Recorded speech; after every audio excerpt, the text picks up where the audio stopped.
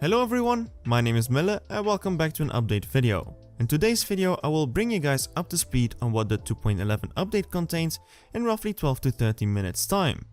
I will be showing you guys the various added cars and try to frame them to show you what their purpose will be and also maybe prove to you what they're capable of once maxed out. I'll also talk shortly about the rare import spin, but if you've seen my season video you know what that is about. This video is entirely shot using a modded account, which is on a banned status. The only purpose of this account is to provide you guys some great shots while I provide some great insights.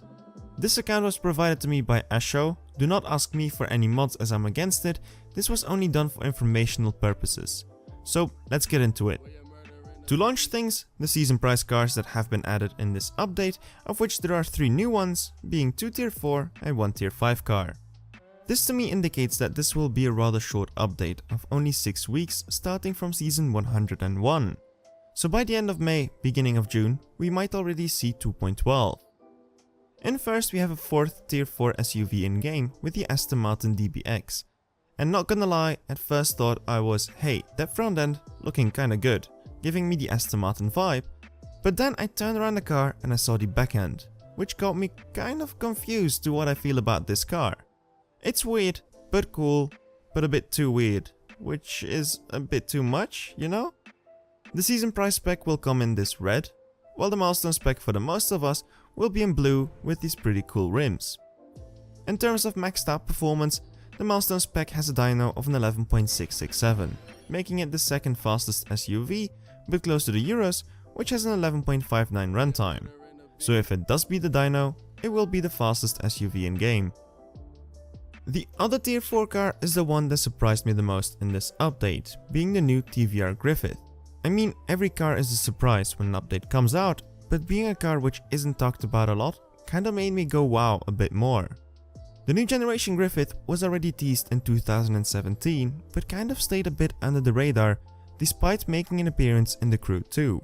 And with Sagaris bringing TVR to CSR 2, I'm glad to welcome the new TVR generation. But it has to be said that design-wise it does not look one bit like the original Griffith from 1991. Another surprise then was the fact that it's a tier 4 car. Being more performant than a Sagaris, I was expecting it to be a rather average tier 5, but the milestone spec you see here will be good enough to put down a 10.2 on the half a mile. As for the season price car, it comes in a special color named Spectra Flare, which should be the same color as the Sagaris, but seems to be a little bit lighter on here, so not sure if this is a bug or a variant of that color. But long story short, a quite special color scheme for the top 10. The third one is the one I'm the most hyped about, the Huracan built with the Liberty Walk silhouette kit. Yes, we just had a Huracan only 1 season ago, but listen up here, this is the Huracan no one knew they wanted. It's extreme and it's really racy, unlike any other kit of Liberty Walk I've seen so far, with the only one coming close to mind being the Evo Cup Aventador of last year. But comparing this to the original Liberty Walk Huracan, this thing is ready to hit the track. What you see here is the season price spec in white, which will be again only for the top 10, but no worries, we got you fam, with the milestone spec looking dope too in this red. And that Advan logo touch on the tires giving it a nice break. Performance wise, I was able to get the dyno to drop to an 8.148, which is slightly faster than the Evo dyno, but I really hope it can be a tad faster and challenge the Performante. Now that is over, onto the 2 new prestige cars, and wow, this really feels like a season max video, but anyways, the 2 cars can be found in different tiers. The first one is the Toyota GR Supra Mark V, making its debut to a different game rather than GT Sport. Honestly though, this car was already in game for a while. We already had it as a prestige car for season 83 7 months ago. Joking aside, I'm glad to see Toyota coming to CSR, and with this move I think more people will start to appreciate this car a bit more, because in the end it's not that bad looking. It comes in as a tier 3 car, but performance wise it doesn't seem to be as promising as the Z4 M40i, with the best dyno of an 8.102, but in the end you never know, it might be a dyno killing king.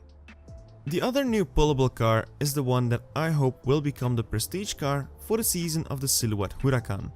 It's the Maserati Gran Turismo MC Stradale having that sweet Liberty Walk body kit, and I'm in love with this thing. Remember when it was a prestige car I said how I loved the front grille? Now I love this even more. With the splitter and the side intakes, this thing comes completely to life. Aside of the MC12, I don't think I've ever fallen in love with a Maserati like this. I'm already looking forward to when this car will come on a 10 times drop rate, because it comes with loads of various specs like seen on here, and number 12 is the one that I want.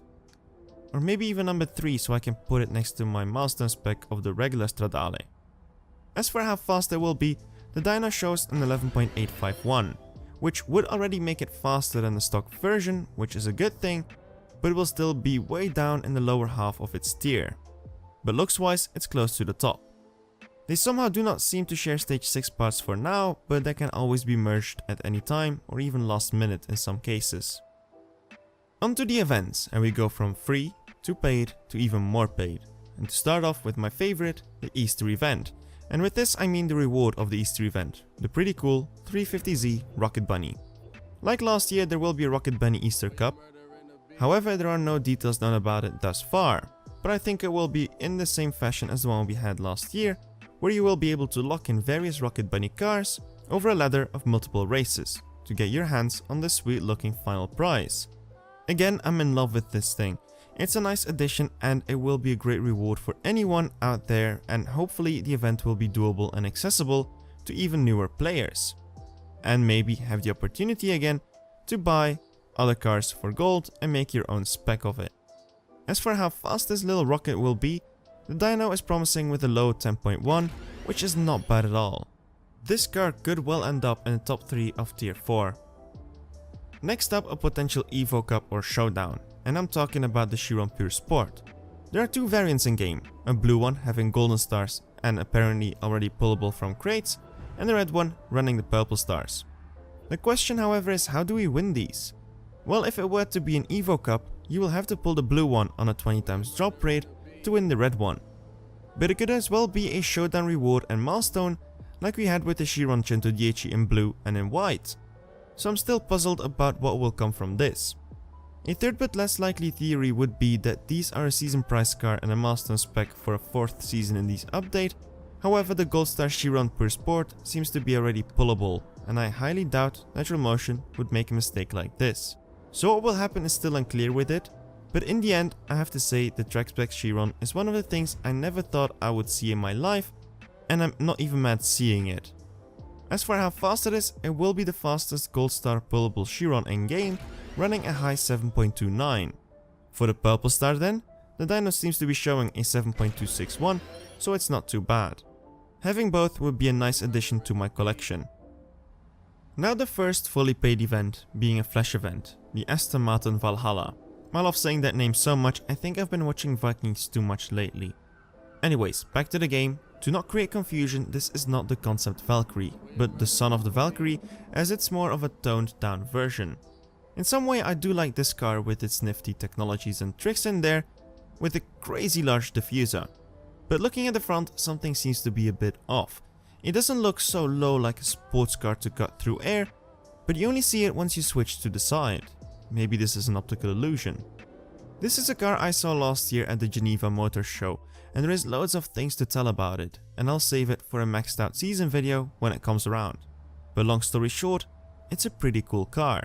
Also the fact that Aston Martin has been in game for such a long time, and you can buy and strip Vanquishes for fusion parts, this might be a quite pretty sweet event. Based on the dyno, it should be able to hit a 7.019, and so far Aston has a reputation of going sub dyno quite easily, so this might be promising. The final paid items are all part of the next phase of the Fast and the Furious franchise, and they're hitting me with the full nostalgia on this one. They are the 2 of the OG Fast and Furious cars, bringing me way back to the race wars. They didn't only add Trent's S2000, but also Jesse's Jetta. The one I would expect the least to be added to this game. It might not be my favorite from the series, but it just screams 1990s, and that's what makes it stand out so much. And putting this next to Brian's Supra, Brian's Eclipse and Dom's RX-7 in a single garage, it means that we now have to get Mia's Acura Integra, Letty's 240SX, Leon's R33 and Vince's Maxima. It has to be done, I need this collection. The Jetta will be a tier 4 car, which dyno wise is a bit below my expectations with a 10.547. And with the S2000 being a tier 5 car, it now makes complete sense why Jesse shouldn't have gone full pink slips on that race. Trent's closed S2000 with a nice black and red paint was one of my favorites of the first movie too. And despite not being much shown in the movie, it's a car you will recognize immediately. Is it going to be faster than Suki's S2000? According to the dyno, it will, as it seems to show a 7.686, which is faster than Suki's dyno. However, her runtime is better, so it could be these two are evenly matched and would give one hell of a race online. To see the final and third added Fast and Furious car, we have to make a jump to the 6th movie in the franchise, with the Dodge Charger Daytona, and I think many will be stoked about this car, just like me, because we love the Plymouth Superbird look with the big wing. The only thing I don't really like about this car personally will be the rim's choice, but that was not up to me, but at the directors from Universal Studios. How this will be part of the event I have no idea, but I think this might well be the final reward we will have to build up to again. And when you say Dom's Charger, you can't really leave out Brian's Ford Escort, can you? So that is a car I'm hoping to see in 2.12, and who knows, even Roman's Mustang, or the tank itself. If this is the final car, however, the dyno is not so promising with a low 7.4, so hopefully by then it gets cranked up a little bit. Now we got all the cars covered, time to jump to the new feature in the showroom, the rear imports pin, aka the collector's dream. A pin that shows which specs for each car are available to be pulled from the crates, and keeps track of which ones you already own, so you can see how many you still miss to get the full collection. For people like me who have all the cars in game already, this is a great feature to see which specs we miss, but it's also nice to set an expectation of which model can be pulled when an event comes along, so you can aim for a certain color as such. This is something that no one asked again for, but it's a great addition which I hope will be used often. So that's it, you should be fully up to speed with the update and what you can expect. There is also a new batch of Legends cars to be customized, but it's a bit late for me, so I will not go more in depth on that one. I assume the update will drop early next week, and therefore there will be no Prestige car showdown of last season. I can't wait to get it on my main profile to see which cars I really miss out. But if you enjoyed the video, don't hesitate to leave a like, subscribe for more content like this. My name is Mille, stay healthy and keep racing.